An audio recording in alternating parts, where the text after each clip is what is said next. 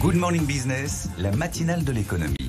C'est le jour J pour les exportateurs européens. Les surtaxes américaines viennent d'entrer en vigueur, désormais à leur niveau le plus élevé depuis les années 30.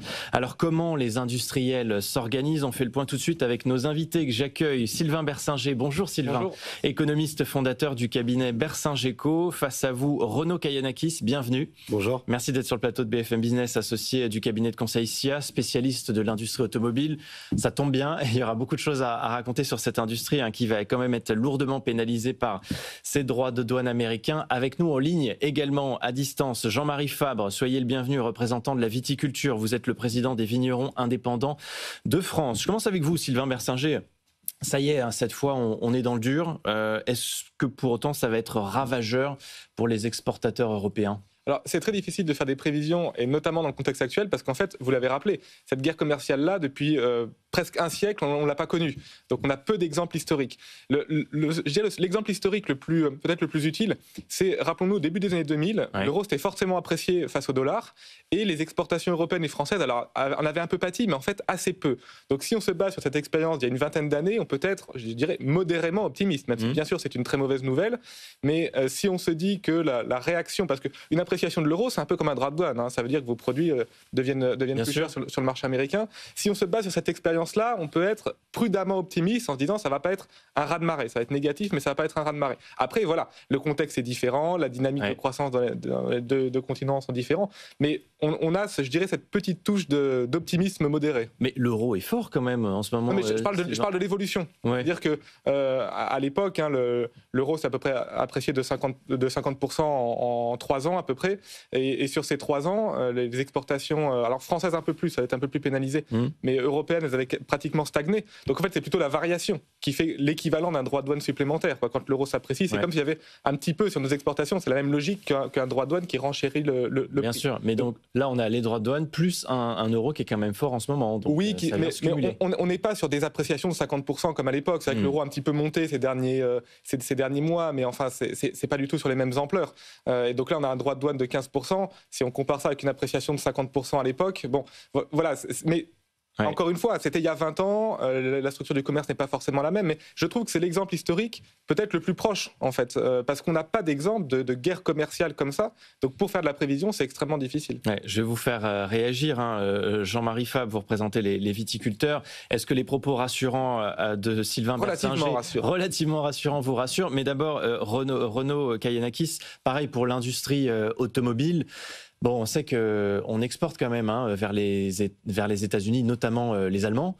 Ils vont malgré tout être pénalisés par cette politique tarifaire. Alors, clairement, ils sont pénalisés par cette politique tarifaire, mais douanière. Le vrai souci, en fait, c'est surtout qu'aujourd'hui, les industriels n'ont pas de visibilité des coups de gueule de Trump. Et on a une instabilité permanente. Donc un jour c'est 35%, un jour c'est 30%, un jour c'est 15%. Et dans une logique industrielle, on a besoin d'avoir de la visibilité et une stabilité des politiques douanières. Après, sur le marché automobile, on a des acteurs qui sont globalement épargnés. Je pense au groupe Renault, parce que le marché américain est quasi inexistant pour le groupe Renault. Et puis on a des marchés qui sont... c'est l'avantage d'être petit, d'être un petit acteur. C'est l'avantage d'être petit, mais à un moment donné, on a aussi besoin d'être gros sur cette industrie-là pour pouvoir survivre. On a souvent parlé d'un éventuel rapprochement entre Stellantis et Renault, justement pour pouvoir faire front sur ces marchés. Et en l'occurrence, Stellantis, lui, a un gros marché US. Donc là, c'est une problématique pour ce constructeur français. Et puis, on a un acteur comme Volkswagen qui, lui, là aussi, a un marché américain qui est important. Et de rajouter 15, 20 ou 30% de droits de douane à l'importation, c'est-à-dire sur la valeur du véhicule importé, pas sur la valeur du véhicule commercialisé. Donc c'est là où on a un vrai impact et un risque industriel important. On va revenir sur tous ces sujets industriels. Je donne la parole tout de suite à Jean-Marie Fabre. Merci d'être avec nous, représentant de la viticulture. Vous êtes le président des vignerons indépendants de France. Quel est votre degré d'inquiétude, sans mauvais jeu de mots ? Bonjour, écoutez, je suis un poil plus inquiet que votre intervenant précédent, enfin en tout cas votre premier intervenant, puisque s'il n'y a pas eu pour d'autres secteurs d'analyse assez récente de ce que pouvaient être les droits de douane appliqués à nos importations, le secteur des vins et spiritueux l'a déjà vécu en 2020 avec la première administration de Trump qui avait appliqué 25% de taxes sur le secteur des vins et spiritueux français en rétorsion aux différents commerciaux entre Airbus et Boeing. À cette époque-là, pour notre secteur qui représente à peu près 4,5 milliards de chiffre d'affaires aux États-Unis, il faut savoir que les États-Unis, c'est notre premier marché en valeur et que nous sommes le premier fournisseur en valeur de vin sur ce pays-là, eh bien, nous avions perdu mécaniquement à peu près 25% de ce chiffre d'affaires, c'est-à-dire entre 800 millions d'euros et 1 milliard d'euros qui avaient été perdus par l'effet mécanique de l'augmentation liée à la taxe. Et aujourd'hui, 15%. Rajouter depuis quelques mois le différentiel euro-dollar, et vous l'avez rappelé, qui n'est plus favorable à nos exportations, ou en tout cas n'est plus favorable pour les importateurs américains comme il l'était en fin d'année 2024, eh bien tout ça ramènera autour de 20-25% de différentiel pour le consommateur final entre un vin français acheté à l'automne 2024 et un vin français acheté à l'automne 2025. Sylvain Bersinger. Non, mais mon propos est un propos général sur l'ensemble des exportations. Il y a évidemment des secteurs, je pense au vin, je pense aux cosmétiques.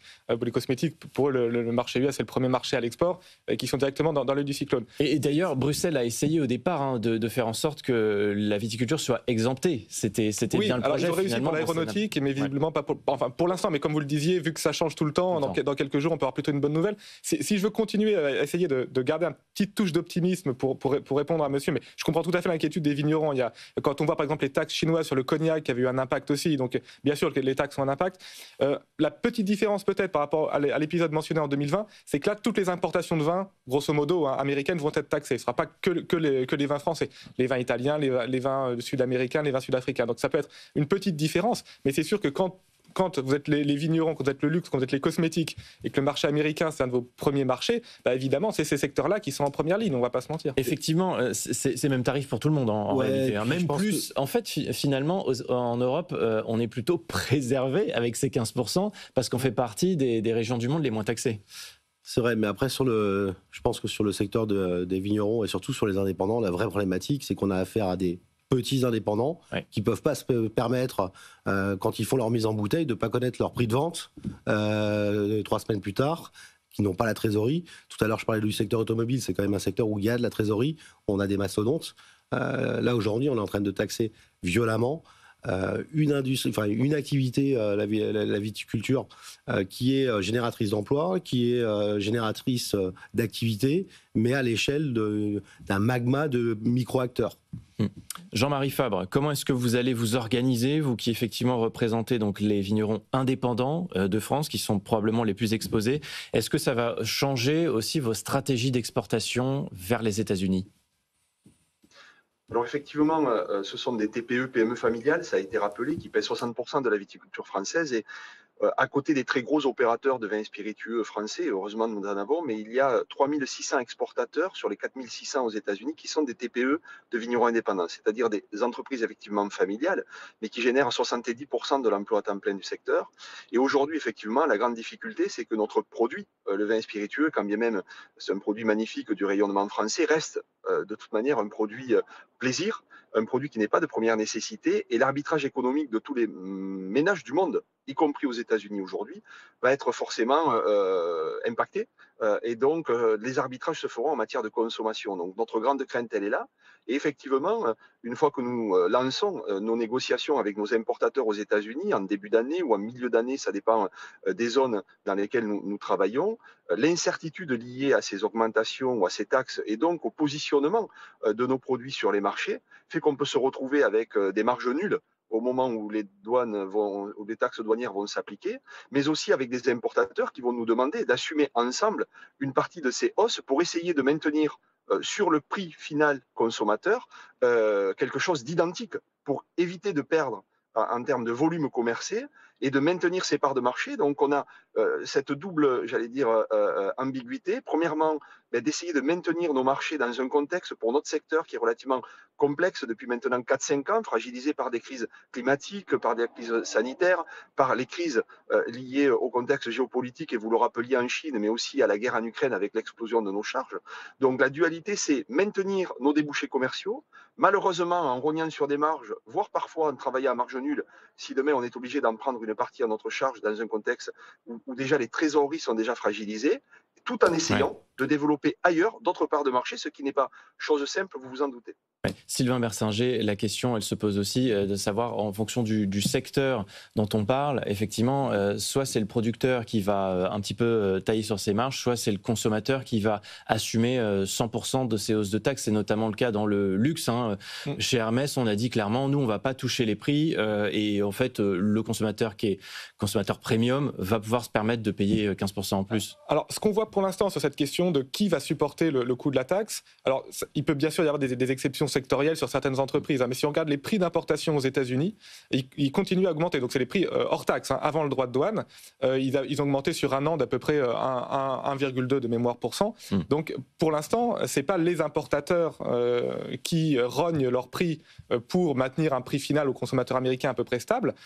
C'est vraiment les États-Unis, alors les grossistes américains, les distributeurs américains ou le consommateur final qui payent la taxe. Alors après, ça ne veut pas dire que dans certains secteurs très spécifiques, tel ou tel vigneron ne devra pas ou industriel ne devra pas rogner sa marge. Mais quand on regarde les chiffres agrégés hors pétrole, parce que le pétrole ça bouge beaucoup, hors pétrole, c'est pas les pays qui exportent vers les États-Unis qui sont en train de rogner leur prix. C'est pas ce qu'on voit dans les chiffres. Renaud Kayanakis, dans le secteur automobile, fabriqué aux États-Unis comme le voudrait Donald Trump, c'est illusoire aujourd'hui, surtout que vous le soulignez il y a 2 minutes. La politique tarifaire, en réalité, elle varie toutes les 3 semaines. Et donc, c'est difficile de se projeter et de se dire, je vais construire une usine à plusieurs, peut-être dizaines, centaines de millions de dollars, si, en fait, la règle qui s'applique aujourd'hui n'est plus valable demain. Alors, c'est même pas, je vais construire une usine à plusieurs dizaines de millions de dollars, c'est, je vais construire une usine pour faire mon assemblage, mais je vais aussi construire les composants de mes véhicules, parce que la taxe, elle s'applique dès lors que l'assemblage concerne X% des composants. Et aujourd'hui, on est sur des véhicules de plus en plus électrifiés, avec des composants électroniques qui sont tous fabriqués en Chine. Donc, je ne vais pas supporter la taxe européenne, je vais supporter la taxe chinoise si jamais j'installe mon usine là-bas. Donc en fait, la problématique, elle est clairement dans une logique aujourd'hui où ces industries ont des investissements. Voilà, je rappelle, 2035, tout électrique en Europe. Donc on est dans une logique d'investissement massif. Et pendant cette période, on limite les débouchés parce qu'en effet, c'est le consommateur final qui va se retrouver à devoir payer cette surtaxe. Mais à un moment donné, le consommateur final, si on leur rajoute 15 ou 20%, il va retarder son choix et sa décision d'achat. Mais alors, quelle est la bonne recette La bonne recette, c'est d'avoir une politique douanière stable, qui permet de stabiliser des prix, de stabiliser ses marges et d'y voir clair. Malheureusement, les industriels n'ont pas du tout la main là-dessus. Les industriels n'ont pas la main, mais après, c'est là où l'Europe, et je pense que d'ailleurs l'ensemble, de l'échiquier politique français s'est exprimé sur cet accord que tout le monde trouve mauvais, puisque c'est un accord de facto, décidé par Donald Trump entre 2 parties de golf.